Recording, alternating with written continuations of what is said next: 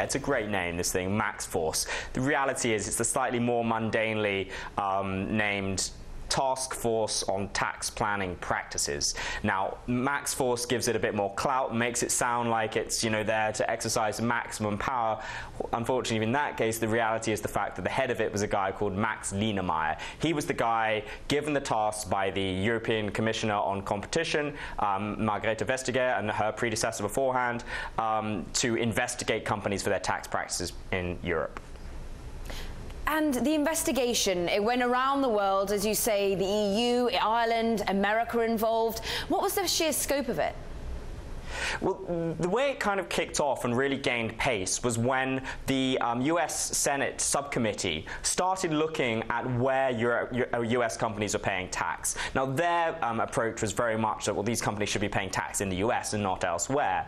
But that really drew to the attention of the European authorities, oh, so Apple isn't paying tax in the US, it doesn't seem, and as far as we can tell, it doesn't seem like they're paying a lot of tax in Europe. So that's what kicked off the investigation. From there, they went to Ireland and looked deeply into the way that Apple had holding companies registered in Ireland, and the argument that Apple makes is that, well, they have money in Ireland which isn't taxed there, but the moment that that money is repatriated to the US, it will be taxed. So, Apple's defense is that this is not untaxed income because it will be liable for tax at some stage.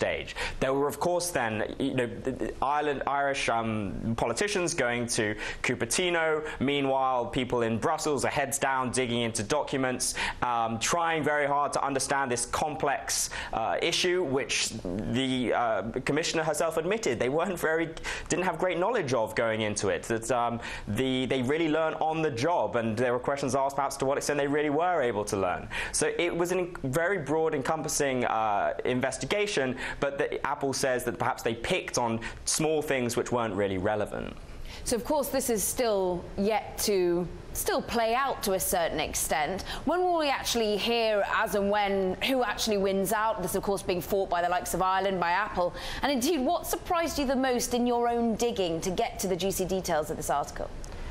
Well, so what's going to happen in the next few weeks, possibly before the end of the year even, but in the next couple of weeks at least, is that the full decision will be published. And then within a few weeks after that, Apple will file an appeal, we think, but Apple will still have to pay the backlog of money. Now, that money will be placed in escrow, and there will be court cases likely to extend over years before that money actually goes to the Irish coffers. If it does at all, it may be that it's reduced or scrapped entirely.